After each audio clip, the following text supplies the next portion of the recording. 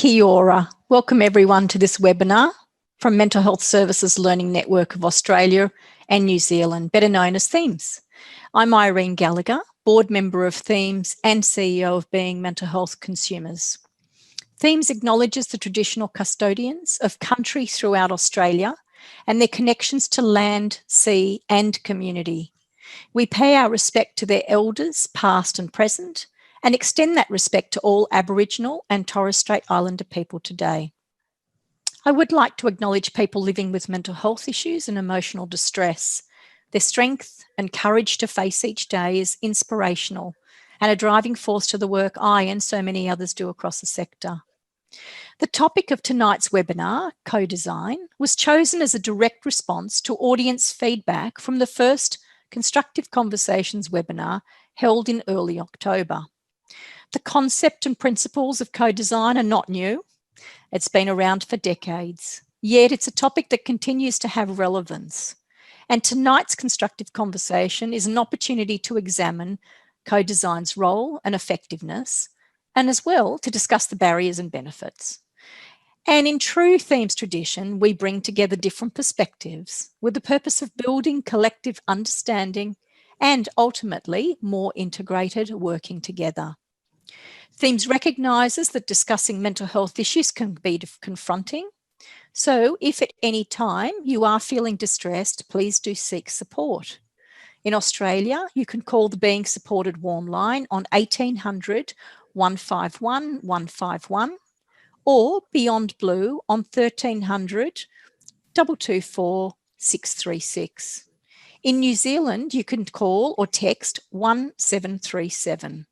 And of course, there are so many other wonderful support services to call on.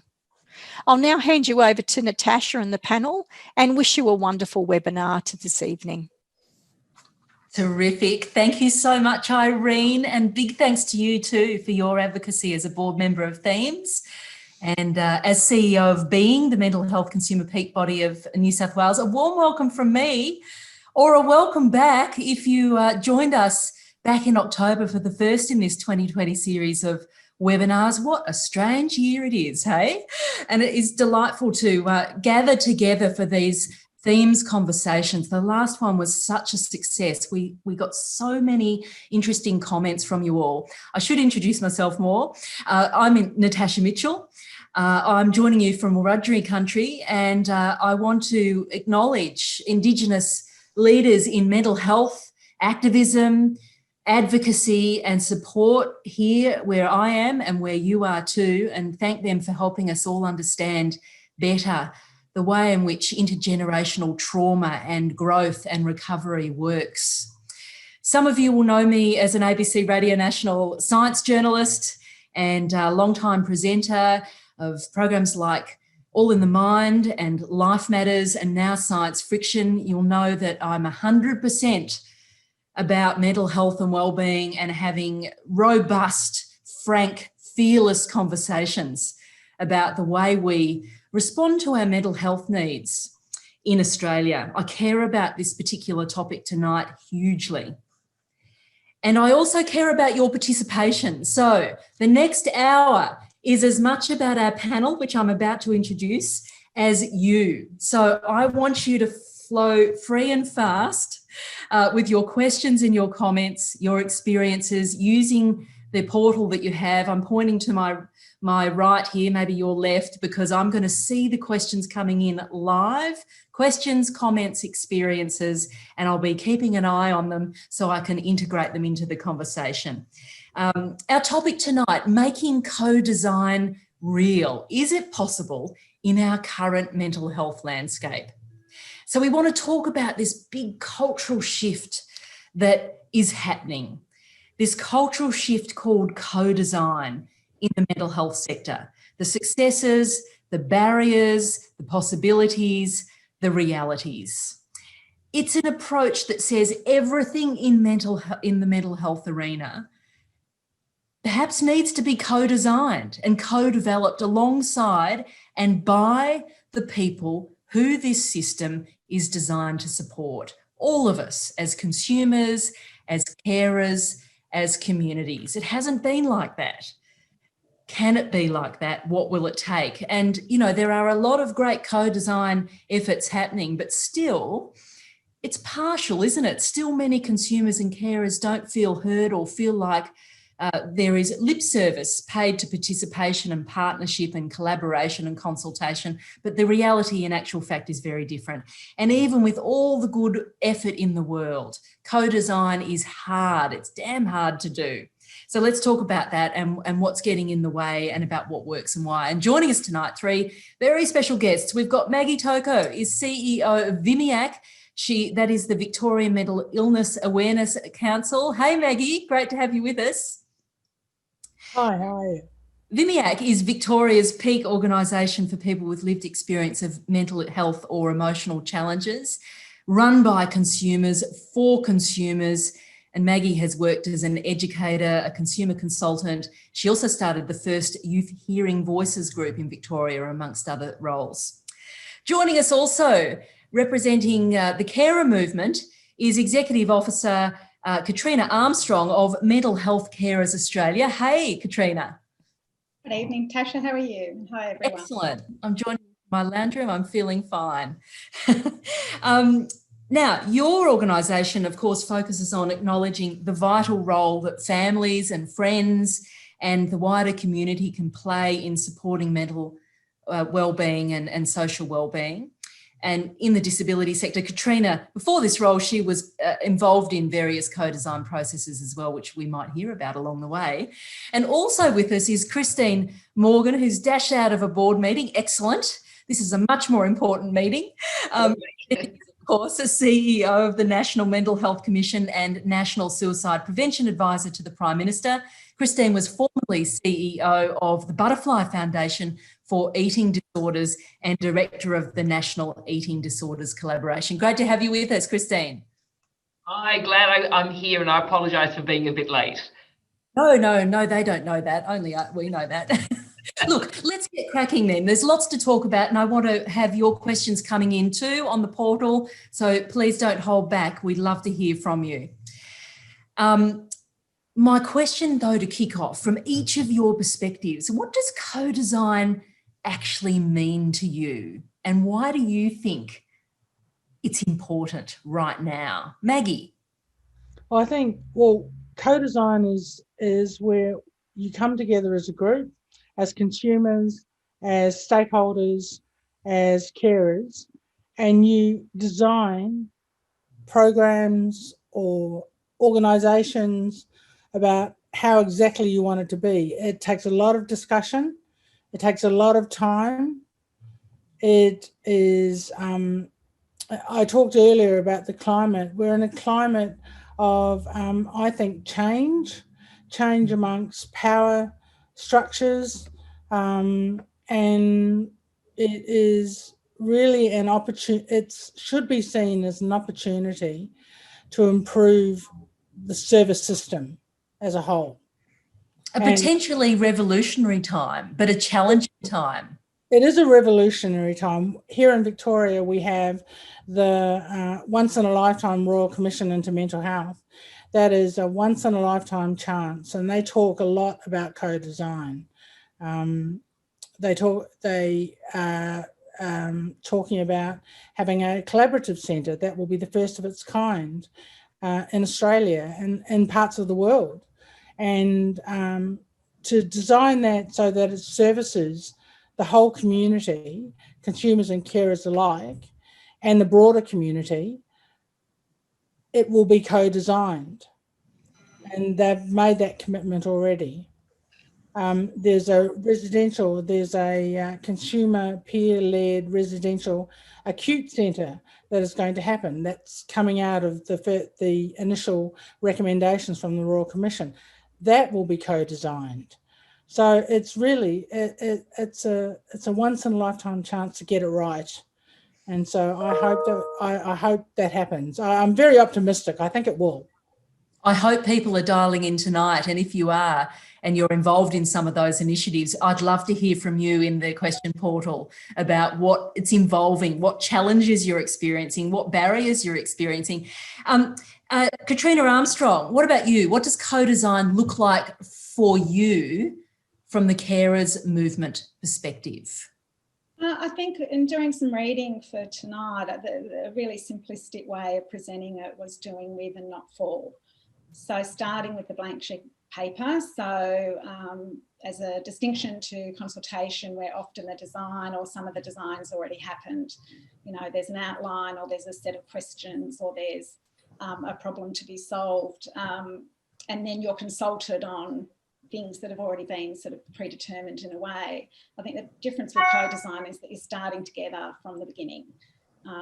You're identifying the problem, you're starting with that blank piece of paper and you're designing together rather than providing feedback on something that's already been designed.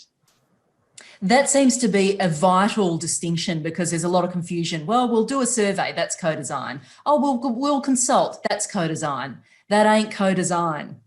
No, not at all. And look, it has been around a while, but I think there's varying levels of understanding of what it is and how to go about it, and maybe assumptions that it's more complicated than it needs to be.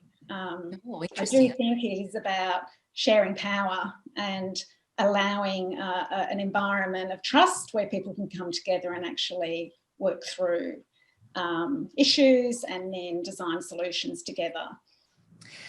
And that takes a different kind of literacy to share power, to build trust, to become colleagues in a process, in a workplace, essentially. And I really want to unpack that further tonight, what that looks like. Christine Morgan, at the national representative level, what does co-design look like for you as the National Mental Health Commissioner? Yeah, look, thanks, Tasha. And picking up on what Maggie and Katrina said, because I think that's really spot on. You do start with a clean sheet of paper. You pick up the point you've said, which is you're all equals together in the room. So it's really important that you have there all of those voices, all of those stakeholders, if you want to use that word, who are really important to what it is you're looking to design. And I think one of the most important things is to really let the design emerge. So you don't go into it with a preconceived idea of this is what we have to try to get to. You genuinely, I think, go into it with curiosity of when we are all equals, all of us equals, all of us have a stake in this, all of us need an outcome. I wonder what that will look like. And actually nobody going into the room to start with could possibly know, because you haven't yet had those conversations. You haven't yet shared those views. You haven't yet done that co-design. So I think it is a genuine curiosity to see what is the landing point when you're all equal. It's very interesting. You mentioned outcome and you mentioned time. And everyone was going to have a different perception of time and a different perception of outcomes, and also possibly different expectations of the final result. Maggie, time. We rarely allow time for processes, and you're working in a resource-constrained sector. Mental health, you know, people can't get the help that they need when they need it. It's a resource-constrained situation. Time is expensive. Well, it is expensive. It's expensive if you put an hourly rate on something. Co-design is expensive if you put an hourly rate. But if you have long-term vision about where you're going, it will actually even out. The cost will even out. So an example is I've just finished a secondment with the Mental Health Complaints Commissioner in Victoria, and they had been working on a co-design framework and strategy for lived experience in the workforce, in the workplace. And I was lucky enough to join that process, and it was fantastic. And what it was every stage we got to, we went back and we revised it with the consumers and the carers who had initiated that stage. And we went back and we checked, and it involved a lot of checking, but it actually went quite smoothly. It went quite fast in the end because everybody got it. As Christine was saying, everybody was equal. Everybody had the equal say. So we ended up with a framework and strategy that will embed lived experience in the Mental Health Complaints Commissioner office ongoing. Forever. How will it do that? What will change? What will change will be right from the beginning. For example, with the with the orientation of new staff. There will be a focus on having lived experience staff. There will be a focus on how do you employ lived experience staff? How do you ask questions? How do you design questions around being a safe space and sharing of power to employ staff?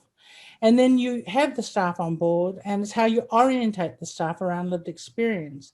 So appreciating that not everybody has, just because you have lived experience doesn't mean you have the lens of lived experience, but they're going to come up with a checklist that will provide anyone with a lens of lived experience. So again, it can be developed and added to. And ultimately, for the consumers and carers who use Mental Health Complaints Commissioner, they will benefit from having those experiences happen inside that service. Yeah. Tony Medlin has written into the portal, does co-design take more time and resources than the consultative approach? So, Tony, thanks for that. You've made that point, and we're addressing that now. Bradley, though, I want to throw this into the mix. Bradley Fox-Lewin writes something absolutely vital, because this is where it begins, isn't it? This is where the culture change begins. Bradley asks, do we really start as equals in the room when lived experience has been trampled for so many decades? Doesn't there need to be some challenging conversations that support equity? Let's dive right into that, because someone's got to give up a bit of power. Someone needs to be given power. And there's room for confusion as well. And there are relationships that have never worked like that. That we're talking about building a new dynamic, fundamentally different to what has been. Katrina, do you have any thoughts about that? Yeah, I think that's a really good question. One of the reasons why one of our asks as part of our Productivity Commission submission last year was for a national co-design framework.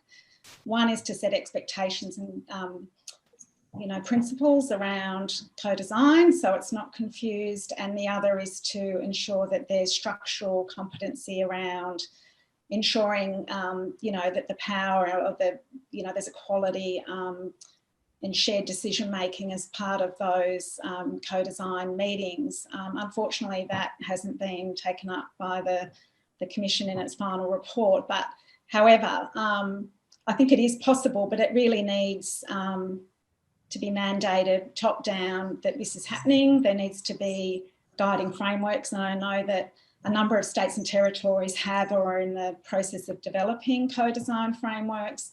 And the people who, particularly in government agencies, are involved in those processes, again, going back to that concept of trust, that there's no predetermined decision making. That is, and I really like the way Christine framed it. It's being curious, where could this go? And I think that's something that should be encouraged and certainly can be learnt and built into the whole design right from the outset, right from the top down in government departments about how they engage.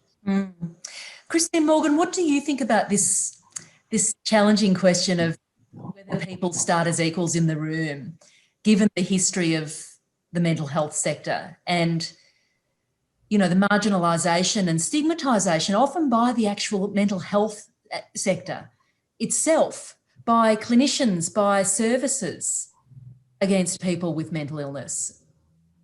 I couldn't agree more. I think we've probably gone right to what is, if you're looking at what is it that is going to not make it a successful process, then if you can't get it right at the beginning and genuinely enter into it with a view that every voice in that room is equal, whether it's a loud voice or a soft voice, whether it is a thoughtful voice or whether it's a let me just jump in there and share my thinking voice, all are equal. That's the really critical thing. And I think there's a number of things you need to do. Absolutely agree with Katrina and Maggie. You've got to mandate it from the top. It's got to be basically the operating principle in that room is we are all equal. Whatever you may personally think, you may not believe it, but guess what? You've got to act as though we are. That I think is really, really critical. And then I think you need to have a pretty solid framework and some operating principles about how that's going to play out in the room, how everybody gets a say. And I think most importantly, and this is a really hard one to do, Tash, but for those who are more, who have got an experience of really not being allowed to talk, who aren't empowered, how can you actually try and help that person? What are the supports that you may need to put around that person to help them find their voice to contribute? Because there's a few things you need to do to be equal. You need to have confidence in your own thinking. You need to have confidence that what you're going to put forward is of value. Then you need to find the words. And sometimes it can be really overwhelming if you're in a room of people to think, can I actually say this? I know that if I go into a room, and I've had it recently, of all these professors from a university, I thought, how can I have a voice in this room? And that's a tiny microcosm of how you can feel that you've got a lived experience but have never been validated. So I think we can't do co-design without absolutely committing to saying that is a really important voice, and we have to learn how to encourage it to speak. I think Bernie, and Bernie, thank you for your comment here. I will read it out because it illustrates your point, Christine. Bernie writes, we have had the era of institutionalisation, the era of deinstitutionalisation. Sorry, the screen is scrolling down. And now the era of recovery and co-design. For so long, we've been asked our views in opposition to the medical model and current services. How long will it take for us to be able to freely choose how we live and are treated? As with many disadvantaged groups, our responses can be reactionary rather than prescriptive and based on what we get instead of what we think about what we need. So that's a very potent point, isn't it? Any thoughts on that? Maggie? Well, I think it's just in terms of those terms of being equal, I think the recognition that there are people in the mental health system who have been oppressed, who continue to be oppressed, but who have the full-blown right to have a voice is the first start of any gathering. And that's what it is. I mean, and Indigenous peoples do it all the time. You gather and there are different pockets of power within that group, but you come together as one. You come together as a whole. In this society, we're learning how to do that. We're learning how to come together as one. And I think people think that to come together as one, you have to give up something. But in actual fact, I don't think you do. I think it's about putting forward what you have to give, your expertise or whatever. But certainly, I'll refer back to that framework. The Commissioner made a commitment to have co-design.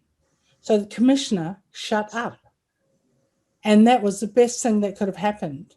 She had many ideas and a powerful way of engaging, but she actually went silent to allow those voices to come through. And now we have a strategy that can be used in any departmental service. It's a with deep listening. That's right. I mean, and I think that's what we have to do with the power, where we have power situations, is some people have to be silent for others to have a voice.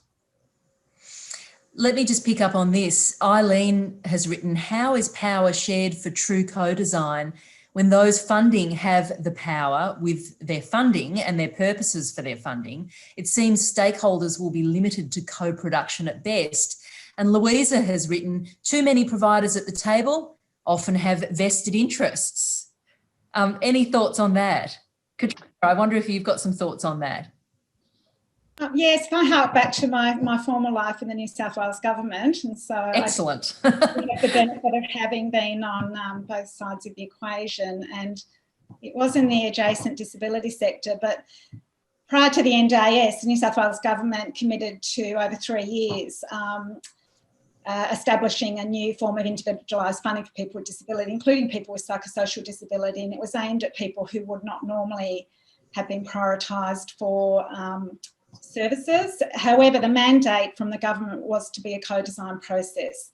I came in on the second year of the program, and what really impressed me, because it was my first experience of it, was that a number of stakeholders came together. So groups representing people with disability, family groups, National Disability Services, and a service provider representative. And it literally was a blank sheet of paper. That group designed the way the fund would work, that designed the application forms. So very different to previous types of services where, you know, 30 pages long and very technical. It was actually a proposal for my life. This is what I want to do with my life. The fund was advertised an average of $50,000 per person per annum. So people didn't have to ask for $50,000. They just had to state what they wanted to do. No evidence of disability. And the group, they designed the information sessions. As I said, they designed the application process, and they also designed the selection process to select the 100 successful applicants each year. And those meetings were incredibly rich. There were differences of opinion, but there were mechanisms in place to work through those conversations. And I think the success of the program is that after the 3 years, so the funding that was attached to the 300 places over 3 years, the program ended up delivering 384 packages to people. The average was $42,000, the lowest was $6,000, and the highest was $64,000. It was so different to anything else I'd been involved in government prior to that. That's amazing. One of the members of the group at the end said we should be presenting this at, you know, at a conference, because it really did. It was a genuine, here's the blank piece of paper, and the trust was put into those representatives to say, okay, well, this is what it needs to look like.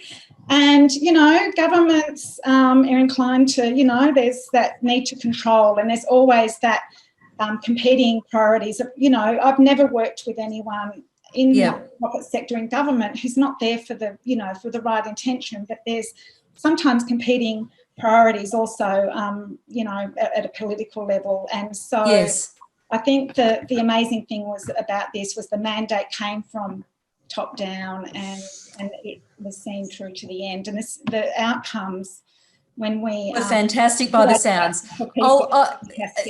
And you have got to present it at a conference, our conference right now. Francis has offered a provocative comment. Do you think it will require fundamental changes in who makes up the power brokers and executives in government and services? So perhaps we need to co-design our political system a little differently through elections. I don't know. I want to come to a couple of fantastic comments coming in. Please keep them coming in, and excuse me for looking to the side here, but that's because I'm madly scrolling through and grabbing as many as I can. I wanted to come to, one moment. Tony, hang on a tick. Sorry about this. Let me just scroll through. There was a comment, and I just would like to attribute it. Give me a moment. There was a really good comment about, I'll move on and I'll come back to it. Sorry about that. But it was about, there were two comments in the list here. One on the perspective of how clinicians can get involved and how enriching it might be for clinicians to get involved in co-design processes. And there's another comment that's come in on what happens when people are very unwell. Their voices need to be heard. They may not be able to be involved in a co-design process in that time when they're very unwell, but their experiences are absolutely crucial to hear.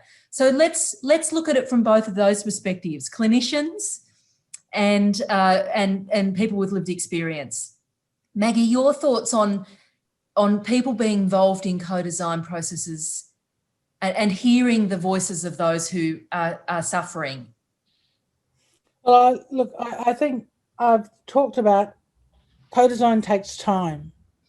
So it can catch up. So people who are really unwell at a particular point in time can catch up with and be involved at those times when they're well enough to contribute, because it's not a quick fix. In terms of the length of time something will take, I think the Collaborative Centre in Victoria, that will take some time to do. and that will bring clinicians into the forefront of co-designing. So it's going to be an interesting experiment to see how everybody mixes together on that in that particular situation. Christine Morgan, what about your perspective on how to get multiple voices? Yeah. Often it's the same people that put their hands up to get involved in co-design type processes. And so I guess you want to make sure that everyone has a go, but that point about clinicians as well, being participants. So look, really 3 things that come to mind on that. Firstly, what I sort of thought at the beginning, and I think I still hold to, is it is really important if you want a truly rich end product or service or whatever, that all of the relevant people are involved. So I think if it is a service, then having clinicians there is really, really important, because they're involved in it just in a really important way. Take Maggie's view, everybody is coming with something to offer. They've got something to offer. So that's really, really important. When you make a really interesting point, and I want to try and get this really appropriately, but when you're looking at who should be participating, I think if we can have the courage up front to say, what are we actually trying to co-design, and what is the best type of real experience we need there, then we can really inform the process.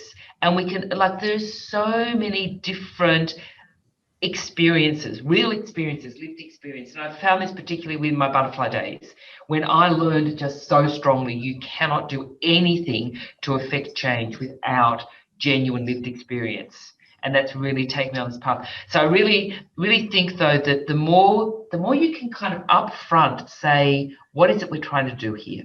So if it's the collaborative centre that, Maggie, you're talking about, I guess it's really saying, of all of the people that we could have in that room doing the co-design, who is the best people to bring forward? Who are the voices we need to have? And I think if we can have some courage to think about that at the beginning, then we're not excluding anyone. We're just saying, hey, we want the very best we can possibly get. Well, that's a tricky process too, isn't it? Because that decision in and of itself. I wonder if you see a role for different points of engagement or different levels of engagement in the co-design process. Oh, that's a hard one. I'd be really interested in what Maggie has to say on this one too, because I really agree with Maggie that, particularly to take somebody with a lived experience who may not be well, that they can come in and out very genuinely. I think co-design is not this really linear, rigid process. It's about real people contributing what it is they have to contribute in their best way. And so you can come in and out. I think as soon as you start to introduce different levels of giving, you're no longer equals necessarily in the process. Yeah, I don't think it's about levels, but I think it is fully about saying none of us are robots. We are different each day. So let's accommodate that as we go through the process. I'm interested in a comment from Bernie here. Co-design is a fluid process, reinforcing what you're saying there. It continues beyond meetings and conversations. Is there an endpoint to this? Is there supposed to be? As conditions change in the sector, the questions we ask and what we expect from services and the co-design process changes. It's evolution and maybe revolution, says Bernie. And so that's an interesting point, isn't it? There is no endpoint necessarily. No. Evaluation must be vital. That constant dynamic process of feedback. Is this working? Is this the vision we intended? Should our vision change? I think again, and I'm a great believer, if you get it clear up front, you know what you're doing. For sometimes you do need an end thing. If you're trying to design a service, the collaborative centre, whatever, you need to eventually get there. But co-design as a process never finishes, ever. So it might be that what is the next iteration of co-design? But I think being able to say, look, do we want to just have co-design ongoing in this service for a particular reason, for evaluation or whatever, or are we actually trying to do something? Again, that helps to know that up front. I'm interested in what you all think about how co-design would shape the experience of people when they're very unwell and they're accessing services or they're being supported by carers to access services. You know, in that moment, if you are hospitalised against your will or treated against your will, how would co-design change that experience for someone, do you think? How could they be involved outside of that critical situation in a way that reshapes that experience for them when they are in an emergency situation? Katrina and Maggie. Well, I think drawing on my own experience of when I have been hospitalised in situations where I didn't actually have a say, what co-design does, it provides more choice. So when I didn't have a say, that wouldn't necessarily happen in a situation where it was co-designed, because there would be avenues to get your voice heard. So an example is not having designing a hospital, a co-design of a hospital that doesn't have seclusion rooms. And that's a good example of where co-design works. So somebody who has a lived experience doesn't have to think that they will be put into seclusion. That rather than a seclusion room, they can have a sensory room where I or anyone could go to get relief in other ways, to access therapies. Co-design would incorporate all those types of things. So I think there's ways that can be done, but certainly, and there are hospitals that are working towards, and we have a mental health system that is working towards no more restrictive practices. So we already have people in higher places thinking of co-design and how we're going to get to that point. Yeah. Katrina, how would co-design change the experience of carers at that time?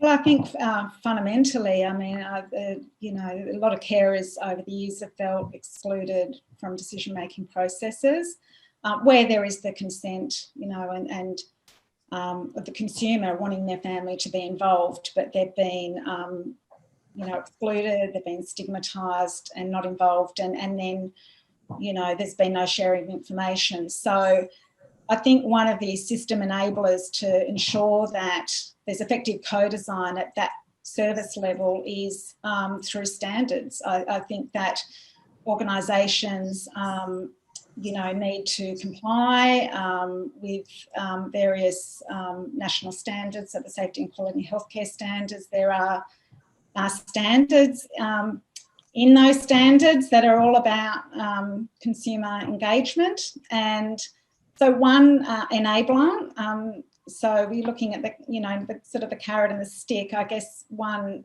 approach is compliance. You know, that there needs to be evidence that people are being engaged in a rights-based way, and that families and carers, where there is consent, are engaged also in a transparent and rights-based way. And in some way, that's holding co-design processes to account, evaluating them, measuring them. Well, often it's nice to have, and, you know, there's an intent to want to do it, but if there's not the mechanism to say, well, in fact, you're going to be certified or accredited to say that you're doing this in practice, you know, there's an incentive there to want to do that. Emma writes, how do we address the pitfall of tokenism? And I'm going to add to that, Pippa Blatchford has written, sorry, I should just use your first names actually, so I will do that from now on just to reassure you. Working within public mental health services, we have aspired towards co-design. However, health governance is set up where there is an endorsement process. So ultimate decision-making sits with the executive, where there may only be one consumer within the decision-making group. Sometimes there are constraints that are beyond the decision-maker's control. For example, only so much budget to implement, limitations in the systems we are working within, which can undermine the co-design process. How do we navigate these things And I'm just going to layer that with another one from Melissa, who writes, people talk about, quote, having a seat at the table. In my experience, consumers and carers need to always have equitable numbers in the room or at the table, not to have to be one lone voice or representative. It's too intimidating and isolating. You can be shot down thoughts. So I'm in a grab bag of things there, but Pippa's point, where you have a mental health service aspiring to do the co-design, take on co-design, to give it a go, to start this process. But so many things get in the way because you're dealing with an existing way of operating in a system that hasn't endorsed co-design everywhere all at once. Christine, you might have some thoughts there. Absolutely. And working in government, and unfortunately I see this too often. So I want to call it out at the beginning, because I do think, and I'm going to own this, that far too many people in our sector and at a government level talk about co-design when it's not really. Because if you can't actually allow the end to emerge as part of the process, let's not call it co-design. Let's call it collaboration. Let's call it maybe even co-production or participation, but let's not call it the wrong thing. Now, that doesn't mean anything other than co-design is worthless. So what I mean is that if genuinely the end product is going to be a decision by a higher authority that could compromise it and not allow you to do genuine co-design, then call it what it is, which is a genuine collaborative process, or say we still want to use the principles of co-design, but we recognise at the end this is where the decision may be. So I don't think you have to throw the baby out with the bathwater if it's genuinely not all doable, but just recognise that it's not going to be what I would call, 100% co-design if at the end of the day you can't allow that decision to emerge. Your point's reinforced by Kath in the portal here. How do we keep decision makers in check when they use the term co-design, when they are not actually being true to co-design principles? And Bradley adds, we still seem stuck in co-design rather than going for co-production, co-design, co-delivery, co-evaluation, co-research and collaboration. Yeah, I couldn't agree with him more. I think ultimately you don't just want the design of it, you want all those other bits that he's talking about.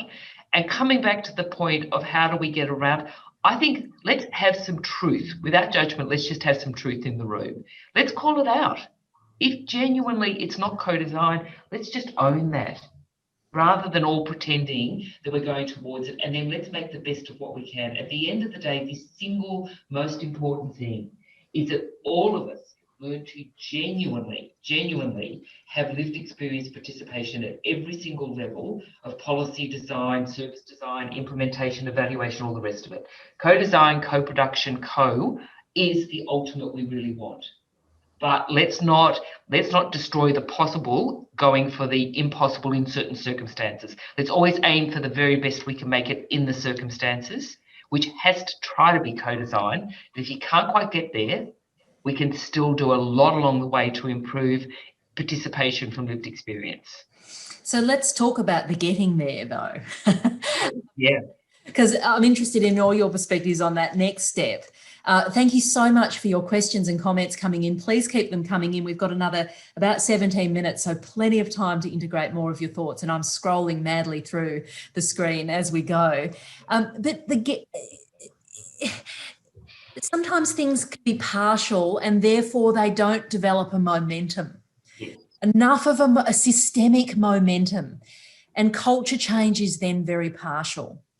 And so I'm interested in your thoughts on how then do we develop a sector-wide momentum here at every level? Is that what we're wanting to achieve? Maggie? Look, I'm hoping there is a momentum happening now. I mean, Dan Andrews has said we have a broken system in Victoria. He's made a commitment to accept all the recommendations from the Royal Commission. I mean, how lucky can we be? I'm very optimistic, and I'm hoping that those recommendations embrace change for the future. It's a marathon. It's not a quick race. But I accept that. But I think that we once we had a taster with the Royal Commission initial recommendations, we had a taster that's caught us. That's what I feel. It's caught us, and now we're looking for what's coming next. There's a lot of hope in that. Like I've already said, forever the optimist. I think the momentum is happening. I think the conversations, I believe the conversations are real. I believe what Christine says is that we need some truth in all of it. And we need to, and if it's not happening, then we need to state that it's not happening. If we feel, I believe once the momentum happens, we need some wins though. As consumers, we need some wins. We need to see, yes, we are going to get the co's happening, co-design, co-production, co-evaluation and so on. But but for me, I'm led by things like Peripono in New Zealand, which is a peer-based acute residential service. They have continuing evaluation of that service, and that was co-designed, and it is successfully working.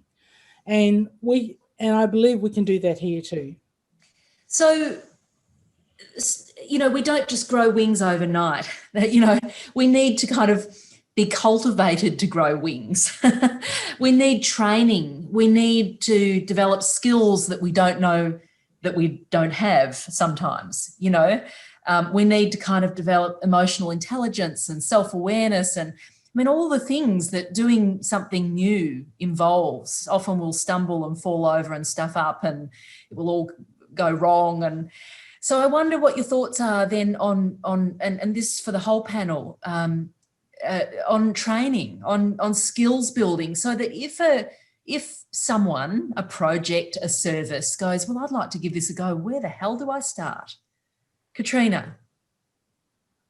Yeah, absolutely, which is one of the reasons why we asked for a national framework on co-design, so that it would form the foundation of a national approach. But look, you're absolutely right. I think Australia has its training wheels on.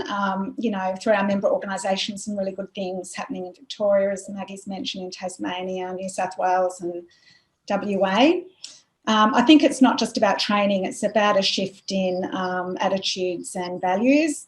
If you look at the private sector, when companies research and market products and services, they do customer research, there's a motivation in there. What do our customers want? What do they need? What are they telling us? When Apple introduced the iPhone years and years ago into Japan, it was a huge failure because they didn't understand the Japanese customer.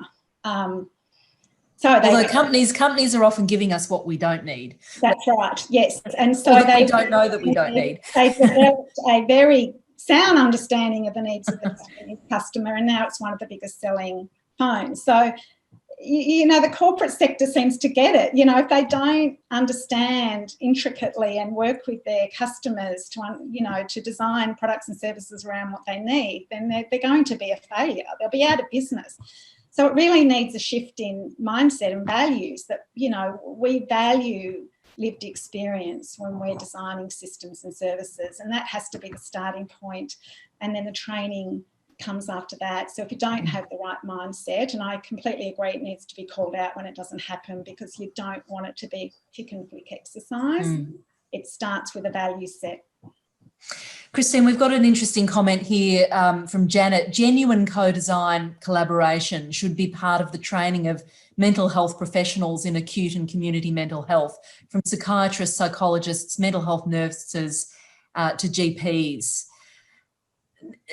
And this is where culture change, isn't it? Because their knowledge base, and many of you might be on this session with us now, this webinar right now, and if you are, I'd love to hear from you in the comments section. But their knowledge base, they've been the keepers of power of a very particular kind in mental health care, with their knowledge, with their training. It has demarcated them as having a very special and very powerful role. So we alluded to clinicians before, but the stepping away from expertise to pick up a different kind of way of working is immensely challenging for those professionals. I couldn't agree more. But is it worth it? Oh gosh, it is. So what I would say on this is don't underestimate how challenging it is for many clinicians to move into that space. Many have, please, I don't want to tar anyone, but what's influencing my answer on this one is I'll go back to my eating disorder days where I was working for Butterfly as an advocacy group, and I'll make this really short, but we represented and we fought to make sure that people with the lived experience of an eating disorder really participated. And I remember the moment, Tash, it would have been probably after I was involved for about 7 or 8 years. And one of the clinicians we'd work with, we were actually at an overseas conference when those were still happening. And she stood up and she said, I have to say that 7 years ago, I was one of those arrogant clinicians who genuinely didn't understand how important it was to not only listen to and hear lived experience, but fully incorporate it in what I'm doing. And she said, I'm now a convert. And I own the fact it took me 7 years to get there, but now I can't imagine not really understanding it. And I wish I had understood that earlier. What do you think it took for that person? What it took was genuinely a whole heap of us holding our feet to the flames, if you like, really making sure people with lived experience were brought there, making sure we supported them, making sure the clinicians were in the room, making sure the clinicians shut up sometimes to listen to those voices. And most importantly, not making the clinicians the enemy, actually saying, this is a journey, come on it with us, because actually you'll probably find that it really enhances what you have to contribute. And the person in mind was a brilliant clinician who wanted the very best for her clients and who said, now I get it. So I guess what I'm trying to say there is it's a process. No one's the enemy, but boy, we've got to start to work together. But we really have to proactively commit to have the values of participation from lived experience and make that a reality. I had an interesting experience recently interviewing doctors who in the UK who had got COVID. And they were dealing with the what's being called long COVID, a really kind of wild cluster of symptoms that people are experiencing many months after they've been infected. And there's a lot of crossover with fibromyalgia and chronic fatigue. And those conditions have often been dismissed by the medical profession because they were so difficult to work with, so lacking in knowledge around what the biological parameters of those experiences were. And her whole view has changed because she's now dealing with a chronic fatigue experience and not being taken seriously. And there she was, a GP. Another comment that I'll throw into the mix, different players at the table of a co-design process will have different accountabilities. They might have shareholders, if we're talking about the private sector. They might have funders, employers. These democratic approaches that we're talking about here, may be very confronting for all those different people behind the people in the co-design process. And I wonder if any of you have some thoughts on that, Maggie or Katrina. I think that you come together to talk. I think the best way I can explain it is First Nations people, when they come together, my culture, when we come together to kōrero, we come to talk, we come as equals. We're in an even playing field. We all share our experiences. I can only talk from my culture, but I know First Nations people in Australia are the same in terms of they're very welcoming. And that's what we have to be. I think we have to be welcoming in the situation of all differences. We're all there. If we have our eye on what the vision is, after we've developed what that vision is collectively, then it's just about getting it. It's just about walking towards it. Okay. The journey. So Constance here, who's a GP, gets it. And they write, it is difficult for many GPs to co-design their practice. Most of us just beaver away seeing patients who always want to be seen. I have set up a small consumer advisory group for my practice, but I still need to work out how to persuade my colleagues working there to influence their practice in the direction that the group would like. And I just would love your thoughts from each of you on that comment from Constance. At the coalface in a general practice, who'd like to wade in there? I'll certainly go. Look, I can certainly understand there's a GP never having enough time to see all of their clients, never just feeling I can't get to my patients, I can't get to them. Do I have time to actually do this? And I think it goes to your other question about all the shareholders and all the others behind it. Once you become convinced of the benefits of it, you make the time to do it. And I think that we really need to showcase the benefits of genuine co-design, the benefits of genuine co-participation, co-production are palpable, they're real, and they're to everybody's benefit. And that's the message we've got to get out, because the only way you can do it is to make the time for it. The only way you can make the time for it is when you are truly convinced that this is the right way to go. I think we all need culture champions. It's very easy to be a culture champion and to drive that pace, to drive that vision. And I think that's what we need. And certainly this GP is an example of a culture champion out there changing how things are done, upskilling everyone so that we're all on the same even playing field.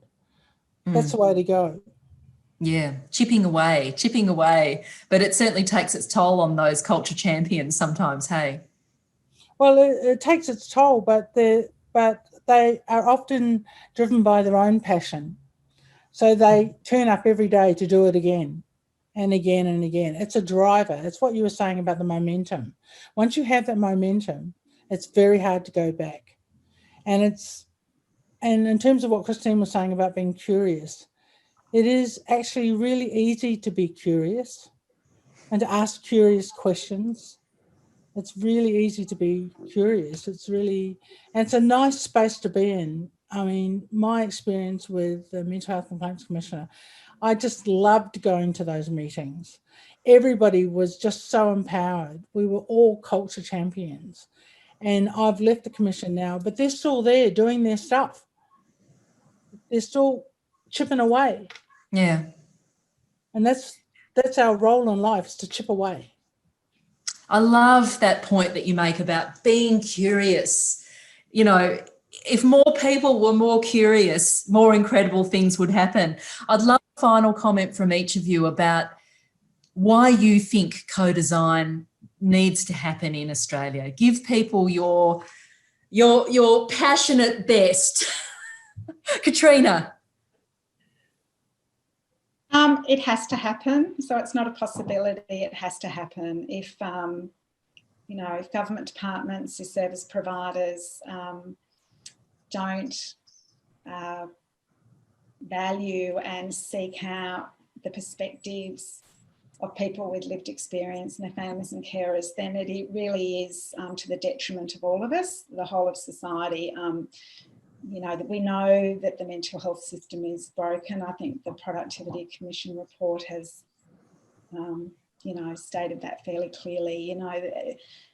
So to design something that inspires all of us, whether, you're a family member, whether you're working as a clinician, whether you're working in a hospital, whether you're a policy maker, you have to value and you have to seek out those perspectives.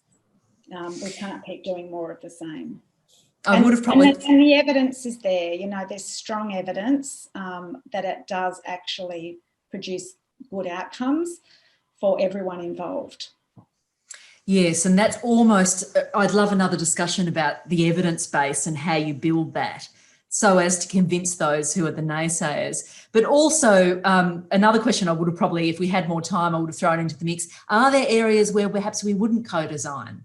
And that's a provocation to think about. Christine Morgan.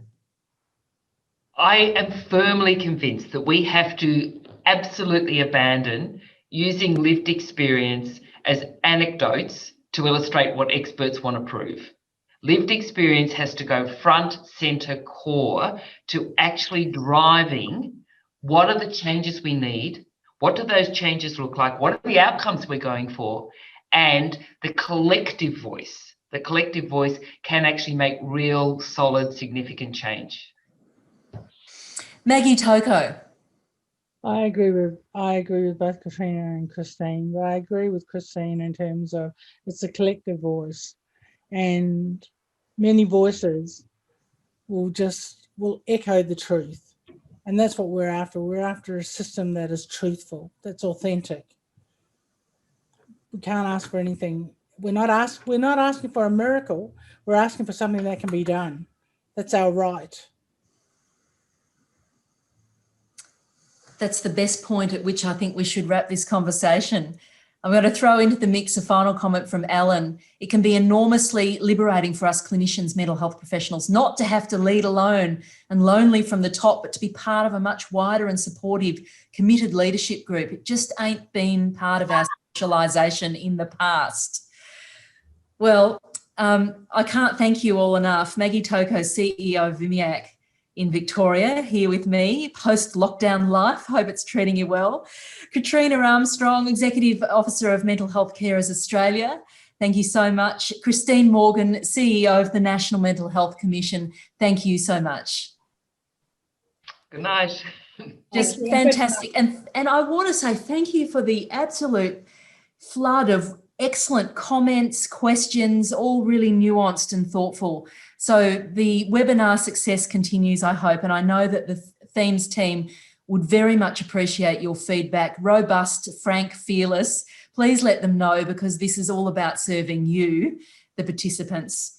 Thank you so much for engaging so deeply in the discussion tonight, and look out for future webinars hosted by Themes coming up in the future.